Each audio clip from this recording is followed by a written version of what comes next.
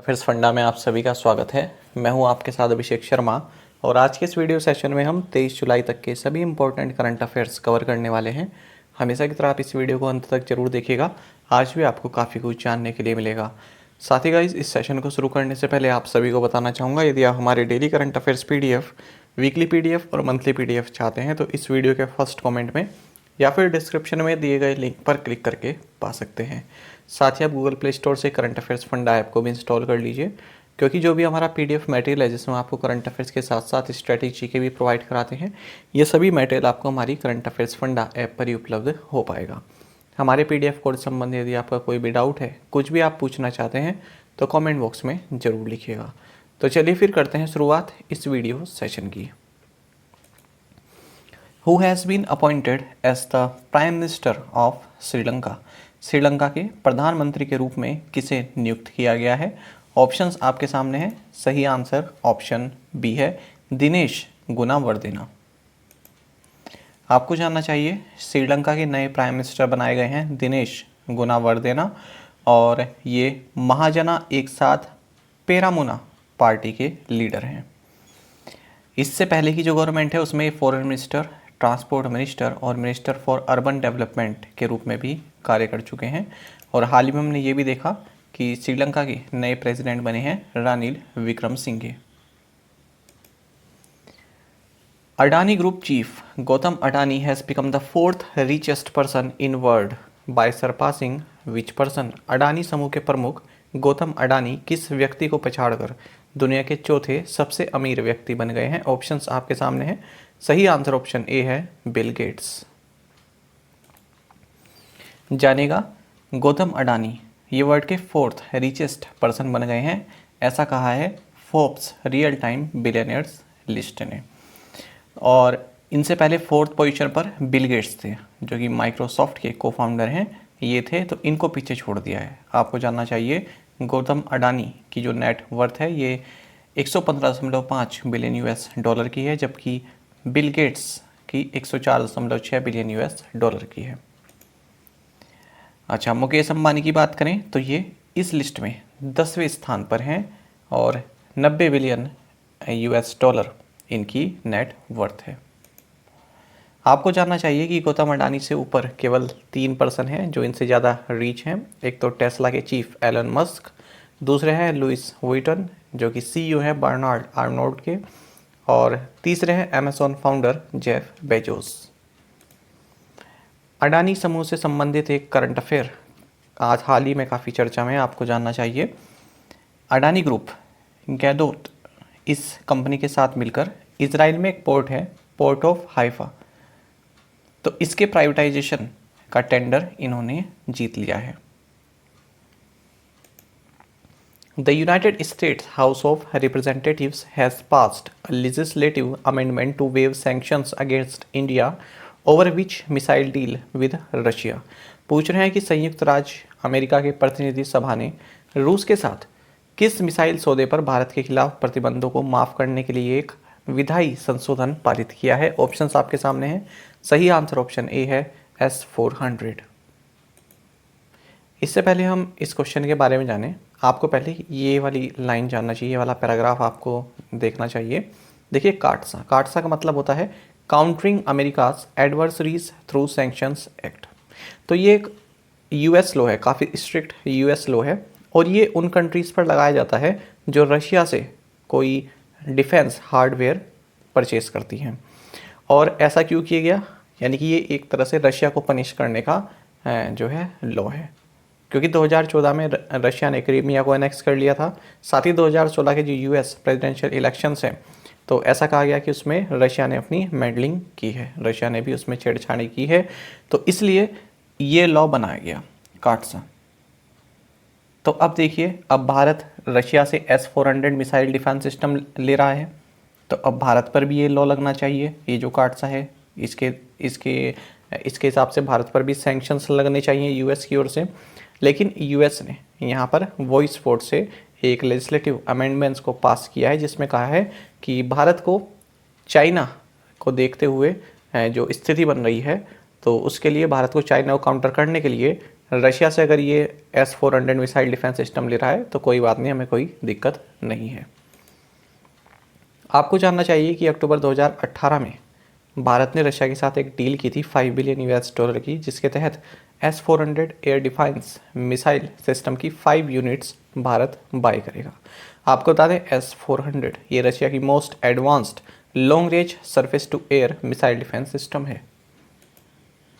UN climate and SDG synergies conference held in which city, संयुक्त राष्ट्र जलवायु और SDG सिनर्जीज सम्मेलन किस शहर में आयोजित किया गया? ऑप्शंस आपके सामने है, सही आंसर ऑप्शन भी रहेगा टोक्यो। आपको जानना चाहिए third, UN climate and SDG sustainable development goal synergies conference ये यूनाइटेड नेशंस यूनिवर्सिटी टोक्यो में 20 और 21 जुलाई को संपन्न हुआ है। तो इसमें आपने एक चीज़ देखी, United Nations university Tokyo Japan में है। आपको जानना चाहिए जो कॉन्फ्रेंस है इसको पहले इस नाम से भी बोला जाता था, global conference on strengthening synergies between the Paris agreement on climate change and the 2030 agenda for sustainable development. या तो इस नाम से कह लीजिए या इस नाम से कह लीजिए। और ये जो कॉन्फ्रेंस है इसको कन्वीन किया है UN department of economic and social affairs, साथ ही secretariat of the UN framework convention of climate change UNFCCC। और किसके द्वारा होस्ट किया गया? Ministry of environment of Japan in partnership with United Nations University and the Institute for Global Environmental Studies. Which insurer has launched India's first and only on-demand comprehensive motor insurance product Switch? किस बीमाकर्ता ने भारत का पहला और एकमात्र on demand व्यापक motor बीमा उत्पाद स्विच लॉन्च किया है? ऑप्शंस आपके सामने है, सही आंसर ऑप्शन सी है, एडलविस जनरल इंश्योरेंस। तो देखिए एडलविस जनरल इंश्योरेंस इसने स्विच जो कि इंडिया का first and only on demand comprehensive motor insurance product है इसको लॉन्च किया है अंडर IRDAI सैंडबॉक्स इनिशिएटिव। अब इसके तहत क्या है, ये एक तरह की ऐप है और जैसे ही आप अपने व्हीकल को ड्राइव करते हैं ये इंश्योरेंस आपका एक्टिवेट हो जाता है। तो इसमें आपका प्रीमियम किस हिसाब से तय होगा? यदि आप अच्छा ड्राइव कर रहे हैं, यानी कि इसमें कई सारे पैरामीटर्स हैं, आप सडन ब्रेक कितनी बार मार रहे हैं और ओवर स्पीड तो नहीं कर रहे हैं, तो उसके हिसाब से जितना अच्छा आप ड्राइव करेंगे उस हिसाब से आपका प्रीमियम यहाँ पर तय होगा। तो ये जो ऐप है इसके ज़रिए ही अपने आप ये सब कैलकुलेट होता रहेगा। बाकी आपको जानना चाहिए कि एडलविस जनरल इंश्योरेंस के executive director and CEO Sanay Ghosh हैं और हेडक्वार्टर्स मुंबई महाराष्ट्र में है। हाल ही में हमने ये भी देखा था कि एडलविस जनरल इंश्योरेंस ने switch to save campaign roll out किया है। Bajaj Allianz Life Insurance inked strategic partnership with which bank for its life insurance solutions? Bajaj alliance life insurance ने अपने जीवन बीमा समाधान के लिए किस बैंक के साथ रणनीतिक साझेदारी की है? ऑप्शंस आपके सामने हैं, सही आंसर ऑप्शन डी रहेगा, सिटी यूनियन बैंक।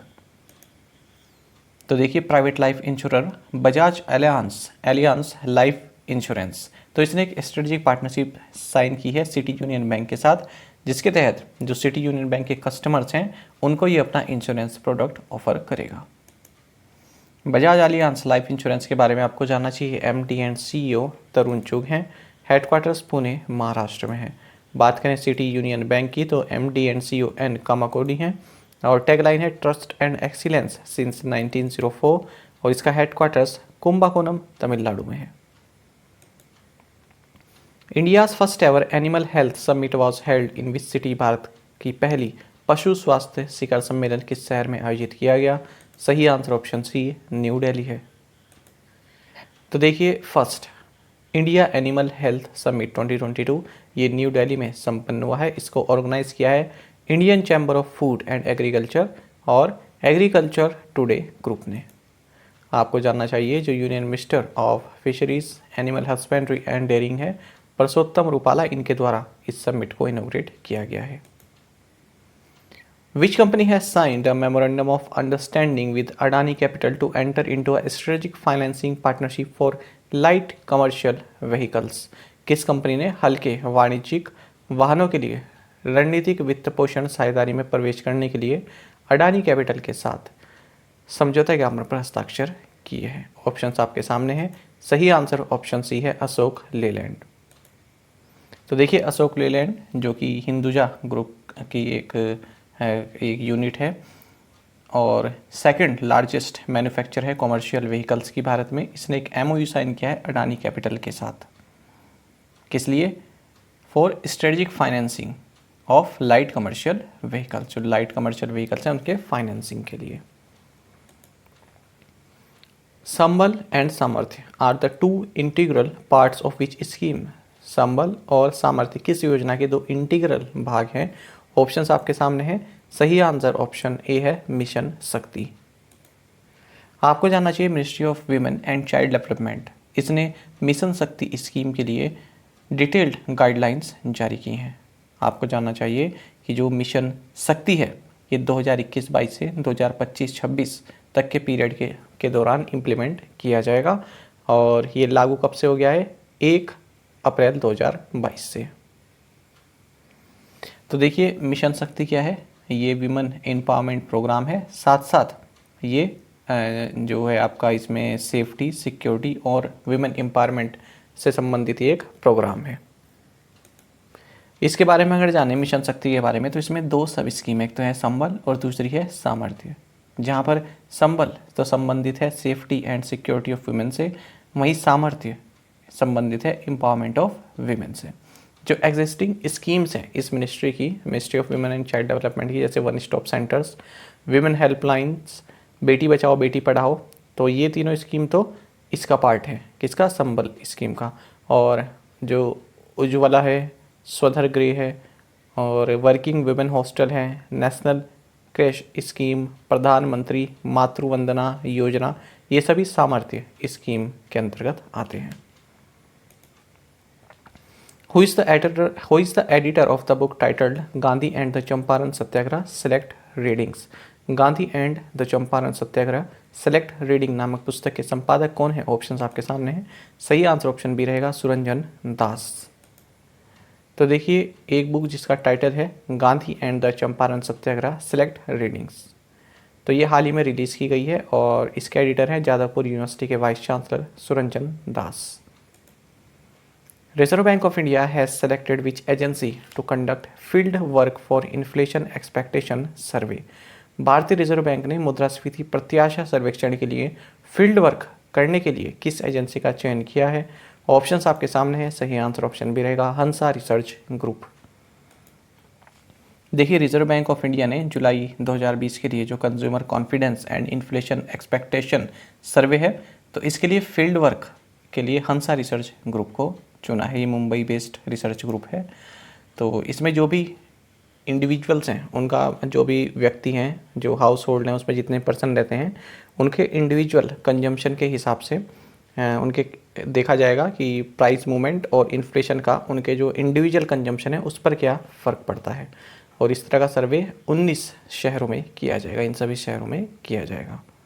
यानी कि जो ऐसे प्राइस बढ़ रहे हैं, इन्फ्लेशन बढ़ रही है, तो उसका एक हाउस होल्ड में जितने भी इंडिविजुअल हैं उनके कंजम्पशन पर क्या असर पड़ता है। Which state has become the first state in the country to initiate process of implementing the center's new education policy at pre-primary level? कौन सा राज्य प्री प्राइमरी स्तर पर केंद्र की नई शिक्षा नीति को लागू करने की प्रक्रिया शुरू करने वाला देश का पहला राज्य बन गया है? ऑप्शंस आपके सामने है। सही आंसर ऑप्शन सी रहेगा उत्तराखंड। तो जानिएगा उत्तराखंड फर्स्ट स्टेट बन गया है भारत में जिसने कि सेंटर की न्यू एजुकेशन पॉलिसी को इम्प्लीमेंट करने का प्रोसेस शुरू कर दिया है। तो चीफ मिनिस्टर पुष्कर सिंह धामी ने बाल वाटिका को इनोग्रेट किया आंगनवाड़ी केंद्र में। उत्तराखंड से संबंधित हमने हाल ही में करंट अफेयर्स पढ़े थे, उसमें हमने डिटेल में फिर इसके बारे में जाना भी था कि कौन गवर्नर है, कौन कैपिटल है। As per the RBI, when a bank has % or more of equity investment in a fintech platform, it cannot use the platform to sell its banking products. RBI के अनुसार जब किसी बैंक के पास fintech platform में equity निवेश का 10% या उससे अधिक है तो वह अपने बैंकिंग उत्पादों को बेचने के लिए उस प्लेटफॉर्म का उपयोग नहीं कर सकता। तो सही आंसर ऑप्शन बी है 10। जानिएगा देखिए जो बैंक होते हैं वो थर्ड पार्टी फिनटेक ऐप्स के साथ एक टाई अप कर लेते हैं और अपने जो प्रोडक्ट्स हैं उनको उन ऐप्स पर भी शो करते हैं या फिर उनको जो है बेचने की कोशिश करते हैं। तो रिजर्व बैंक ऑफ इंडिया इसी तरह की प्रैक्टिस पर लगाम थोड़ा लगाना चाहता है।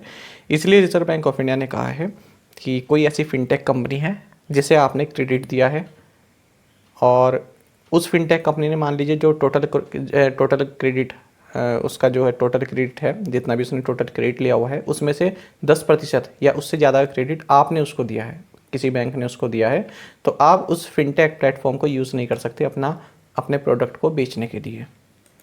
साथ ही इसने भी कहा है यदि कोई फिनटेक प्लेटफॉर्म है उसमें आपका किसी बैंक का 10% या उससे ज़्यादा का इक्विटी इन्वेस्टमेंट है, तब भी आप उस प्लेटफॉर्म को यूज़ नहीं कर सकते अपने बैंकिंग प्रोडक्ट्स सेल करने के लिए।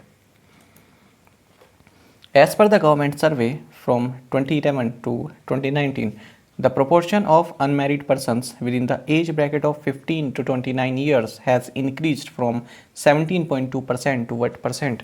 सरकारी सर्वेक्षण के अनुसार 2011-2019 से 15 से 29 वर्ष की आयु रखे अविवाहित व्यक्तियों का अनुपात 17.2% से बढ़कर कितने प्रतिशत हो गया है? ऑप्शंस आपके सामने है। सही आंसर ऑप्शन सी है 23%, 23%। देखिए पीआईबी में भी ये पब्लिश हुई है न्यूज़ और नेशनल स्टैटिस्टिकल ऑफिस द्वारा ये आंकड़े जारी किए गए हैं। इसमें बताया गया है कि अब ज़्यादातर इंडियंस अनमेरिड रहना प्रेफर करते हैं, अविवाहित रहना प्रेफर करते हैं। अगर 2011 से 2019 का पीरियड देखें तो 15 से 29 साल की जो ब्रैकेट है, ये जो एज है, इसमें जो भी युवा हैं तो वो अनमेरिड रहना पसंद करते हैं, क्योंकि जहाँ 2011-12 के आसपास 17.2% अनमेरिड व्यक्ति हुआ करते थे इस एज ग्रुप में, वहीं ये बढ़कर अब 2019 के आसपास 23% हो गया है। अगर हम इंडिविजुअली बात करें मेल पॉपुलेशन की और फीमेल पॉपुलेशन की जो अनमेरिड हैं, तो देखिए ये भी 2011 में मेल पॉपुलेशन की बात करें तो 20.8% था जो अनमेरिड पॉपुलेशन है मेल की, और ये अब 2019 में 26.1% हो गया है।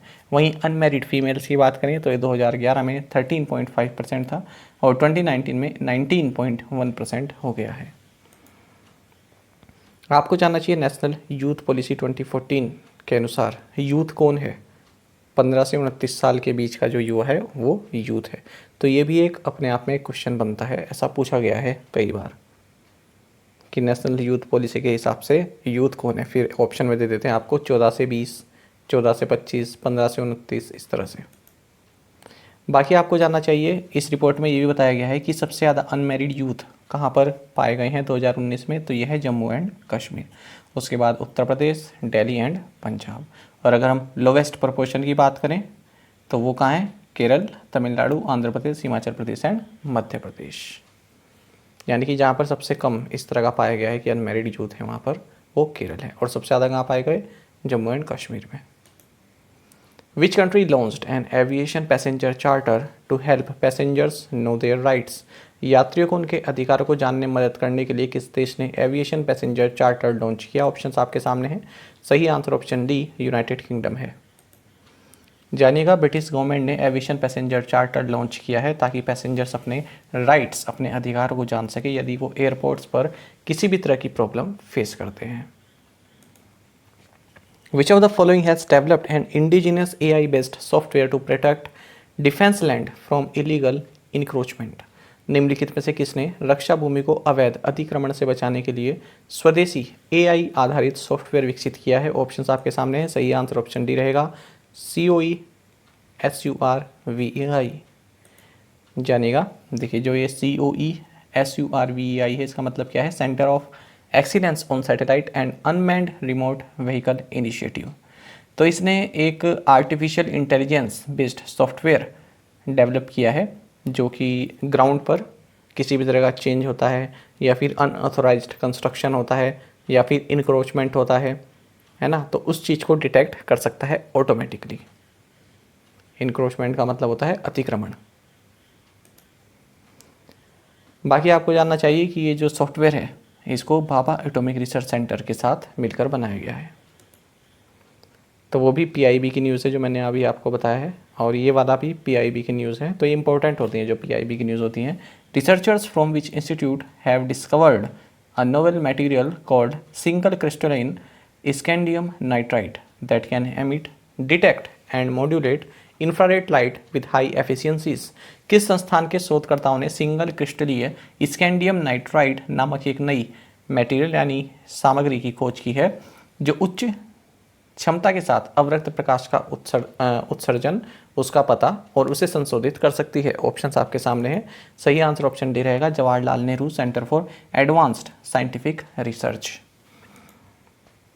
देखिए बेंगलुरु स्थित Jawaharlal Nehru centre for advanced scientific research, जो कि department of science and technology के तहत एक ऑटोनोमस इंस्टीट्यूट है, तो इसने एक नोवेल मटेरियल डिस्कवर किया है जो कि इसका नाम है single crystalline scandium nitrate SCN। तो ये इंफ्रारेड लाइट को एमिट कर सकता है, डिटेक्ट कर सकता है और मॉड्यूलेट कर सकता है, वो भी हाई एफिशिएंसीज के साथ। N indigenous efficient affordable and certified BLDC motor and smart controller for e-rickshaws has been developed by which IIT?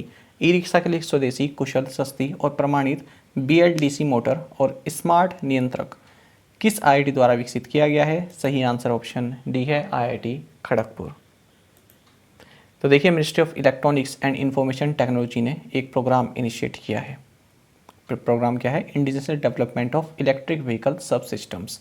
Electric vehicles के लिए जो सब सिस्टम होते हैं यानी कि उसके पार्ट्स वगैरह जो होते हैं उनको भारत में ही डेवलप किया जाए, इस तरह का एक इनिशिएटिव शुरू किया है। उसी के तहत IIT खड़गपुर ने एक indigenous efficient affordable and certified BLDC motor और स्मार्ट कंट्रोलर बनाया है ई-रिक्शा के लिए। आपको जानना चाहिए कि जो इलेक्ट्रिक व्हीकल्स के जो भी कंपोनेंट होते हैं, जो भी इसके पार्ट होते हैं, तो 90% से ज़्यादा पार्ट हम इंपोर्ट करते हैं, दूसरे देश से मंगाते हैं। Who will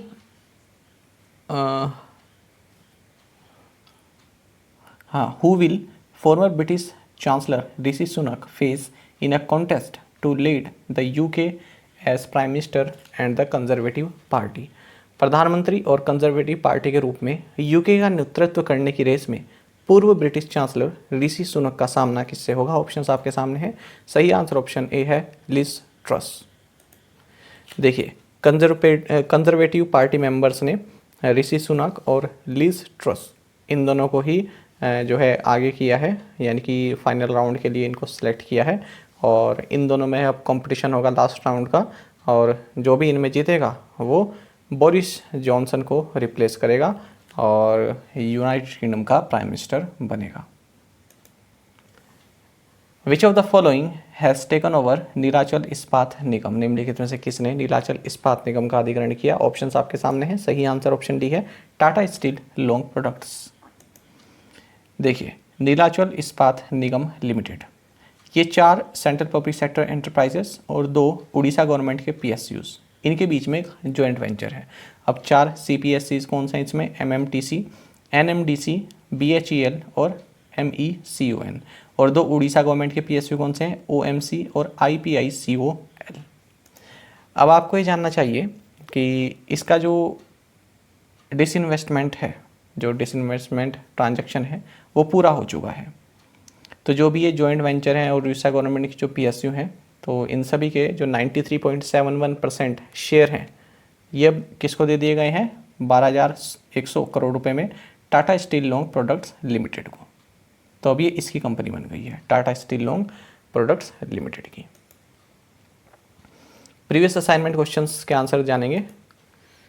10th world peace forum held in which city? Beijing, China. In which year Internet Explorer was launched by Microsoft? Answer is July 1995। आपको बता दें 15 जून से इंटरनेट एक्सप्लोरर को माइक्रोसॉफ्ट ने रिटायर कर दिया है।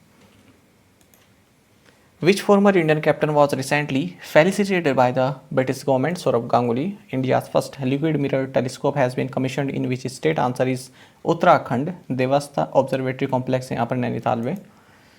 Who has developed the world's first anti-gravity bodysuit that will allow astronauts to perform yoga in space? Answer is AIMS Delhi in collaboration with NIT Jalandhar. Name the Indian men's football team captain who in June 2022 became the joint 5th highest goal scorer in international football history? Answer is Sunil Chhetri. और आप में से कई students ने बिल्कुल सही answer दिया है, इसी तरह से आप पार्टिसिपेट करते रहें। आज के असाइनमेंट क्वेश्चंस जानेंगे।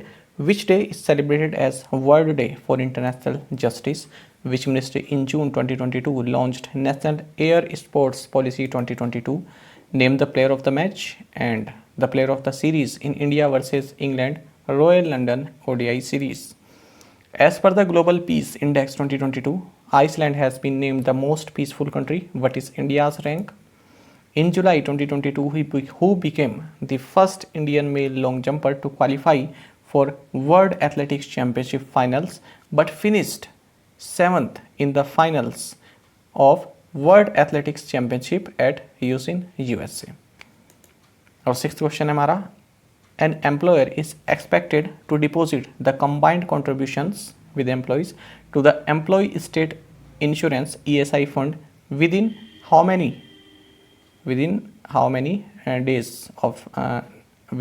many days of the last day of calendar month. ठीक है, तो कैलेंडर जो आपका जो पूरा कैलेंडर मंथ होता है तो उसके लास्ट दिन से कितने दिनों के अंदर अंदर जो एम्प्लॉयर है उसको एम्प्लॉय स्टेट इंश्योरेंस फंड में अपना कंट्रीब्यूशन, अपना और एम्प्लॉय का कंट्रीब्यूशन डिपॉजिट करना ज़रूरी होता है, ये आपको बताना है। तो 6 के 6 क्वेश्चंस का आंसर आप हमें कमेंट बॉक्स में जरूर दीजिएगा। यदि आपको एक क्वेश्चन का आंसर भी आता है तो भी आप हमें ज़रूर से बताइएगा। साथ ही करंट अफेयर्स फंडा को आप टेलीग्राम पर भी ज्वाइन कर सकते हैं। यहाँ पर रेगुलर वीडियो अपडेट्स और करंट क्विजेस हम आप सभी के लिए डालते रहते हैं। साथ ही डिस्कशन ग्रुप में आप किसी भी क्वेश्चन का सोल्यूशन पा सकते हैं। दोस्तों, यहाँ पर हमारे करंट अफेयर्स की प्लेलिस्ट दी गई है, इसको आप जरूर देखें अपने दोस्तों के साथ और फेलो एस्पिरेंट के साथ हमारे करंट अफेयर्स को शेयर जरूर करें। आज का ये सेशन आपको कैसा लगा कमेंट बॉक्स में जरूर बताइएगा। Thank you guys.